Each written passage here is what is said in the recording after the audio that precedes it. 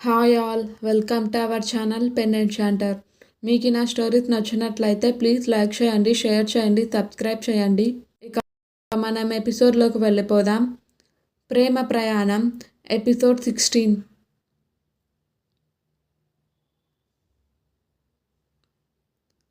మను తిన్న తర్వాత గాయత్రికి అంట్లు శుభ్రం చేయడంలో సహాయం చేస్తుంది.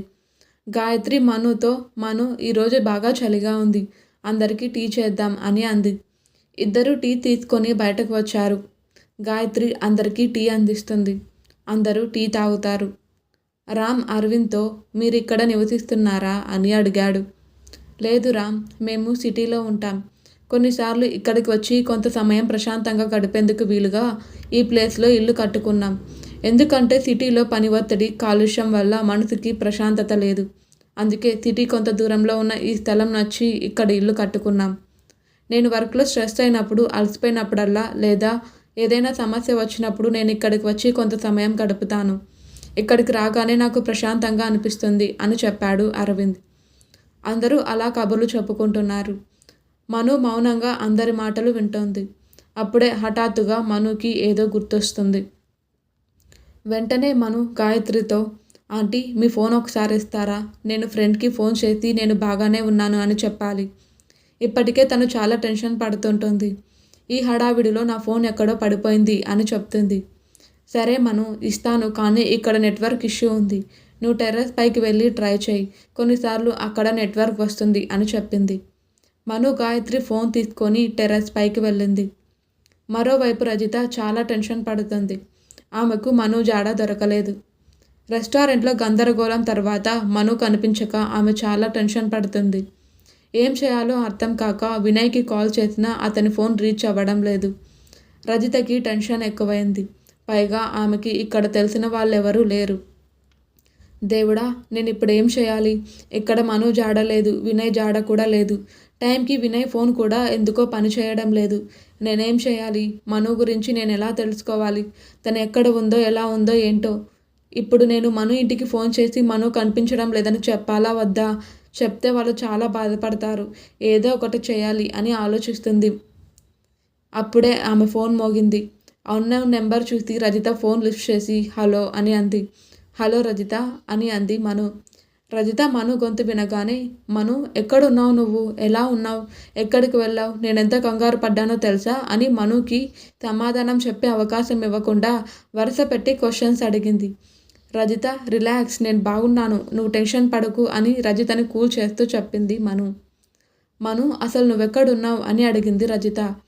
చూడు రజిత, నేను ఇప్పుడు నీకేం చెప్పలేను. నేను హాస్టల్కి వచ్చిన తర్వాత అన్ని విషయాలు చెప్తాను అని చెప్పింది మను. నేను ఎక్కడ ఉన్నా నువ్వు నా గురించి టెన్షన్ పడకు అని చెప్పింది ఆమె. కానీ మను, హలో మను, మను హలో, నీ వాయిస్ వినిపించడం లేదు అని అంది రజిత. రజిత, ఇక్కడ ఏదో నెట్వర్క్ ఇష్యూ ఉంది, అందువల్ల నేను నీతో ఎక్కువ మాట్లాడలేను. నేను ఉదయానికి అక్కడికి చేరుకుంటాను, మిగిలిన విషయాలు అక్కడికి వచ్చిన తర్వాత చెబుతాను అంటూ మను ఫోన్ పెట్టేసింది. ఆ తర్వాత అక్కడే ఉన్న కుర్చీలో కూర్చొని అసలు అటాక్ ఎందుకు జరిగిందో, ఆ వ్యక్తులు ఎవరు, తనని ఎందుకు చంపాలనుకున్నారు అని ఆలోచిస్తుంది. ఆమెకి ఏమీ అర్థం కాలేదు. మరోవైపు కింద చాలా ఆలస్యమైంది. మను ఇంకా కిందకి రాలేదు. చలిలో ఎక్కువసేపు ఉండడం మంచిది కాదు. నేను వెళ్ళి తనను తీసుకొస్తాను అని అంది గాయత్రి. బహుశా ఫోన్ ఇంకా కనెక్ట్ కాలేదేమో, మీరు కూర్చోండి, నేను వెళ్ళి చూసొస్తాను అని అంటూ రామ్ టెర్రస్ పైకి వెళ్ళాడు. పైకి వచ్చిన రామ్కి మను కుర్చీలో కూర్చొని ఏదో ఆలోచిస్తున్నట్లు కనిపిస్తుంది. రామ్ మను దగ్గరికి వెళ్ళి, ఏమైంది? ఇక్కడెందుకు కూర్చున్నావు? అందరూ కింద నీకోసం ఎదురు చూస్తున్నారు. పైగా ఇక్కడ చలిగా ఉంది. ఎక్కువసేపు కూర్చుంటే నీ ఆరోగ్యం పాడవుతుంది. కిందకి వెళ్దాం రా అని పిలిచాడు రామ్. కానీ మను సమాధానం చెప్పలేదు. రామ్ ఆమె కేసి చూస్తూ, ఏమైంది? నువ్వేదో ఆలోచిస్తున్నావు, ఏమైనా సమస్య ఉందా అని అడిగాడు. నో, అలాంటిదేం లేదు అని చెప్పింది మను. మరి ఏమైంది?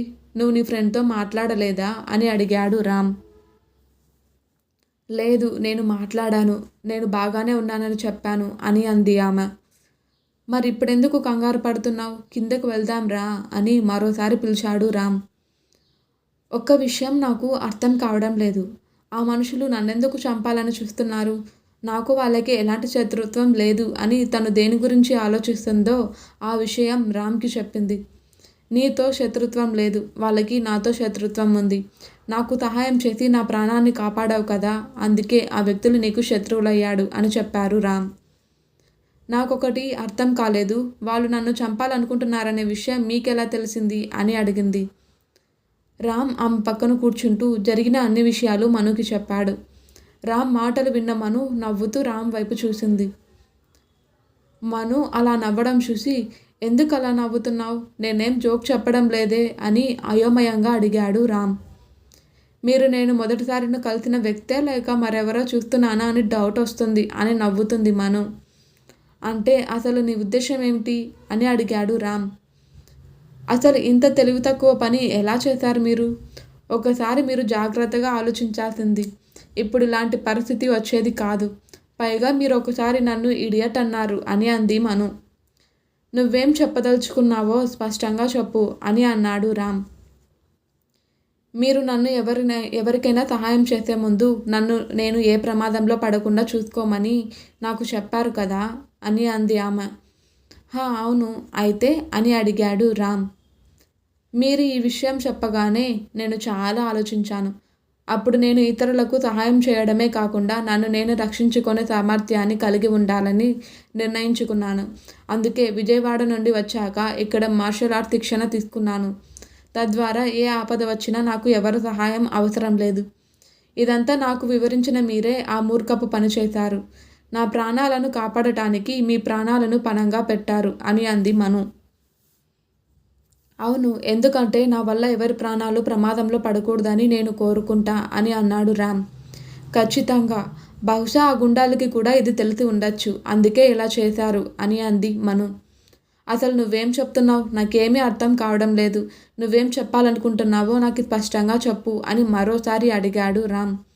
మీరు చెప్పినట్లు వాళ్ళు నన్ను చంపాలనుకున్నారు, అందుకే మిమ్మల్ని పిలిచారు అని అంది.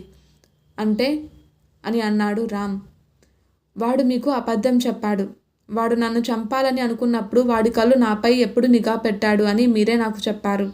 వాడు నన్ను చంపాలనుకున్నప్పుడు నన్ను ఎప్పుడైనా చంపచ్చు, కానీ మీరు వచ్చే వరకు నన్ను చంపకుండా ఎందుకు వెయిట్ చేశారు అని అడిగింది.